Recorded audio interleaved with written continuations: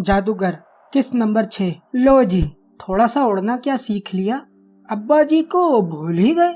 बड़ी ही नाफरमान औलाद हो तुम तो। निक की इस्तेहज़ाई आवाज ने कानों में गुस्से की घंटियां बजानी शुरू कर दी। रोशनी तो बुझ चुकी थी। महानूर का हेओला एक जगह नजर आ रहा था, जैसे वो दोजानो होकर उठ बैठी हो। वो काला आदमी कहीं नजर ही नहीं आ रहा था, शायद वो जमीन पर ही गिरा पड़ा था। मुझे अपनी हड्डियों का जोड़ जोड़ हिला हुआ महसूस हो रहा था। निक की आवाज सुनकर मैंने अपने कदमों पर खड़ा होने की कोशिश की, मगर सब बेसूद निकला। मेरी टांगों ने जवाब दे दिया।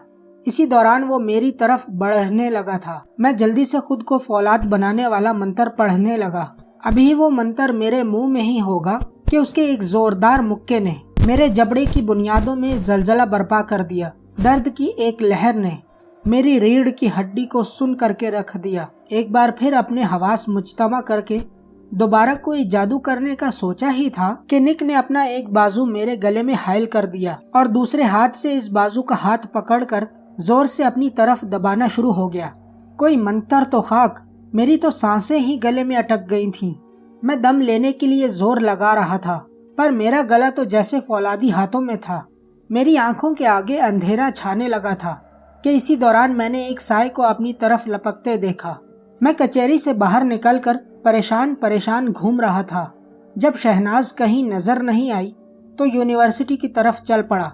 थोड़ा सा ही आगे गया था कि वो एक इमारत के साए में उसी इमारत की दीवार से टेक लगाए खड़ी थी। उसके हाथों में 2 जूस के गिलास थे और साथ ही एक जूस का खाली गिलास पड़ा हुआ था। इतनी देर क्यों लगा दी? मेरे शिकवा करने से पहले ही उसने पहल कर दी। मैंने थोड़ी नाराजगी से उसे अपनी कारगुजारी सुनाई और उससे शिकवा भी किया। खैर, उसने बताया कि उसे प्यास लगी तो उसने 2 जूस के गिलास ले लिए ताकि मैं बाहर आऊंगा तो इकट्ठे ही पिएंगे। लेकिन मैं तो काफी देर बाद बाहर निकला तो उसने एक पीने के बाद दूसरा गिलास भी पीना शुरू कर दिया था और मेरे लिए एक और मंगवाया हुआ था। उसके दिल में अपने लिए फिक्रमंदी देखकर मेरा दिल तो उछल कूद मचा रहा था। कहा जाता है कि मर्द को मोहब्बत बहुत जल्द होती है और बहुत जल्द उतरती है, पर क्या मैं कभी खुद को मोहब्बत करने से रोक पाऊंगा? ये सवाल उस वक्त भलभला गया। उसकी अदाएं मुझे उसका असीर कर रही थीं। फार्म जमा करा दिए थे। शहनाज ने बताया कि उसने अभी खाला के घर 2-3 दिन रहना है, जबकि मैं वहाँ होटल में कायम पजीर था, इसलिए मैं उसी दिन ही घर रवाना होने का सोच रहा था। कल क्यों ना लाहौर घूमे? उसने इश्तियाक भरी नजरों से मेरी तरफ देखा। हाँ हाँ, क्यों नहीं, मेरे मुंह से बेख्तियार निकला और मैं अपने ख्यालात में मोहब्बत की तपिश को महसूस कर रहा था। उसने मुस्कुराकर मुझे देखा और यूं कुछ ही देर में नंबरों के तबादले हो चुके थे। रात भर में हम एक दूसरे की पसंद नापसंद जान चुके थे। खैर, अगले दिन सुबह 9 बजे ही हम जीसी यूनिवर्सिटी से मेट्रो पर सवार हो चुके थे। वहां से दाता दरबार होते हुए यादगार की तरफ जा निकले और फिर बादशाही मस्जिद और शाही किला घूम फिर के वापस कहीं जाने का इरादा कर रहे थे कि उसकी फिक्रमंदाना आवाज सुनाई दी। चिराग तले अंधेरा। सारा जग घूम लिया और अल्लामा के मजार पर गए ही नहीं। कुछ ही देर में हम वहाँ फातिहा पढ़ रहे थे। मेरी तवज्जो फातिहा से ज्यादा शहनाज के चेहरे पर मरकूज थी कि उसी दौरान उसने मेरी तरफ देखा। मुझे ऐसे लगा जैसे मेरी चोरी पकड़ी गई हो। मैंने नजरें चुराकर दूसरी तरफ देखना शुरू कर दिया। आबान, मैंने चौंकने की अदाकारी करते हुए उसकी तरफ देखा। मान लो मुझसे मोहब्बत करने लगे हो।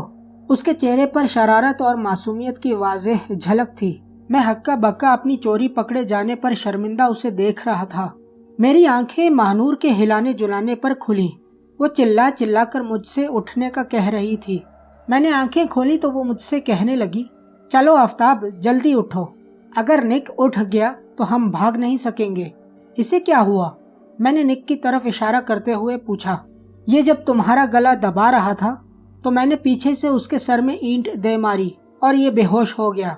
इसी दौरान मैं उठ बैठा। मुझसे थोड़ा ही दूर निक पड़ा हुआ था। अंधेरे में वो वाज़ेह तो नजर नहीं आ रहा था, मगर जिस आड़े तिरछे अंदाज में वो जमीन पर लेटा हुआ था, कोई पहली ही नजर में जान जाता कि ये कोई नॉर्मल अंदाज नहीं है। मैंने काले आदमी की तलाश में इर्द गिर्द सर घुमाया तो वो मुझे कहीं नजर नहीं आया। महानूर जैसे मेरी नजरों का मतलब जानकर बोली कि वो कमीना कहीं भाग गया है, यहाँ नहीं है वो। میں نے ہمت جمع کر کے کھڑا ہونے کی کوشش کی اور اس میں کامیاب رہا۔ لڑکھڑاتا ہوا نک کے پاس جا رکا۔ گلے میں ابھی تک خراش محسوس ہو رہی تھی۔ نک کے ساتھ پڑی ہوئی اینٹ دیکھی، اسے اٹھایا تو مہنور مضطرب انداز میں اٹھ کھڑی ہوئی۔ آفتاب، کیا کر رہے ہو؟ چلو بھاگ چلے یہاں سے۔ میں نے اس کا سوال نظر انداز کرتے ہوئے فولادی جسم والا منتر پڑھا اور خود پر پھونک مارنے کے ساتھ ہی اس اینٹ پر بھی پھونک مار دی۔ اب میرے زخم بھی ختم ہو گئے اور ساتھ میں درد کا احساس بھی غائب ہو گیا۔ میں نے بنا سوچے سمجھے وہ اینٹ بے ہوش نک کے سر میں دے ماری۔ نہیں!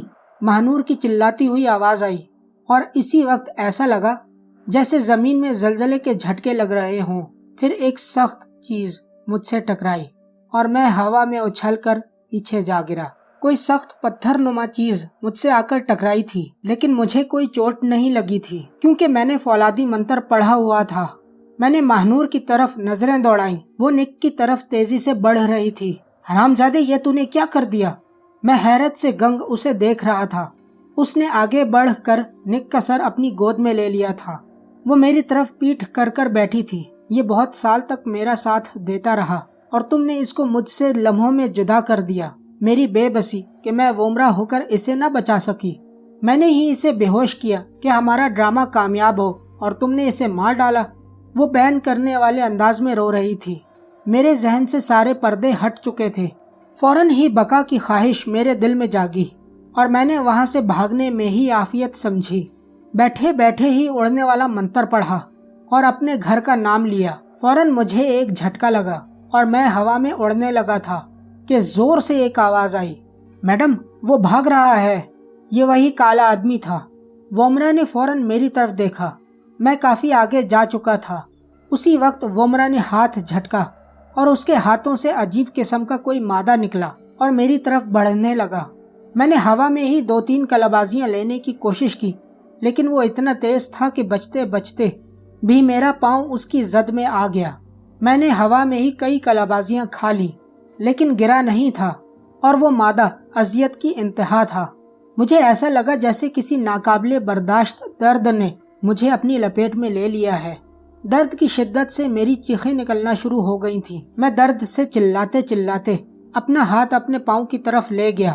اس وقت میرے ہوش اڑ گئے۔ جب پتہ چلا کہ میرا پاؤں تو اڑ چکا ہے، میں بوکھلاہٹ کا شکار ہو گیا۔ اس کے درد کی شدت 2 گنا محسوس ہونے لگی۔ کچھ ہی لمحوں میں گھر پہنچ چکا تھا۔ صحن میں ایک پاؤں پر کھڑا ہونے کی کوشش کرتے ہوئے لڑکھڑا کر گر پڑا۔ جادو نگری سے اس گھر تک مجھے سفر کرتے ہوئے صرف 2 منٹ ہی گزرے ہوں گے، پر اس دوران ٹھنڈی ہوا لگنے سے پاؤں سن ہو گیا تھا اور جسم جیسے سکتے کی حالت میں آ چکا ہو۔ دماغ میں دھند سی جم رہی تھی۔ ایسے لگ رہا تھا جیسے میں بے ہوش ہونے لگا ہوں۔ میں نے بمشکل اپنے آپ کو ایک پاؤں پر کھڑا کیا اور آگے چھلانگ لگا لگا کر بڑھنے لگا۔ خوابگاہ میں ہی ایک کپڑا اٹھا کر پاؤں پر کس کر باندھ دیا۔ خوابگاہ سے تہخانے تک سیڑھیاں گھسٹ گھسٹ کر اترا۔ اس وقت تک ہلکی سی ملگجی سی روشنی پھوٹ رہی تھی، یعنی صبح صادق کا وقت تھا۔ تہخانے میں ہلکا ہلکا اندھیرا موجود تھا، لیکن وہاں بستر پر نظر پڑتے ہی اس طرف بھاگا اور لمبا لیٹ گیا اور پھر اپنے حواس کھو بیٹھا۔ پتہ نہیں کتنی دیر لیٹا رہا۔ اس وقت ہوش آیا جب کوئی منہ میں پانی ٹپکا رہا تھا۔ میں جلدی سے اٹھ بیٹھا۔ سامنے ایک چھوٹے قد کی عجیب سی مخلوق موجود تھی، بلکہ بونا کہنا مناسب ہوگا۔ میرے پاؤں کا درد ختم ہو چکا تھا۔ میں نے پاؤں کی طرف ڈرتے ڈرتے دیکھا، جیسے رات بھر میں خواب دیکھتا رہا ہوں، لیکن میرا پاؤں پٹیوں سے بھرا ہوا تھا۔ میرے سونے کے دوران ہی کسی نے سلیقے سے پٹی کر دی تھی۔ اب خون رسنا شاید بند ہو چکا تھا، کیونکہ پٹی بالکل سفید نظر آ رہی تھی، پر ہاں وہ حقیقت تھی کہ میں اپنے پاؤں سے محروم ہو چکا تھا۔ مجھے اب لیلی کی چالاکی سمجھ میں آ رہی تھی۔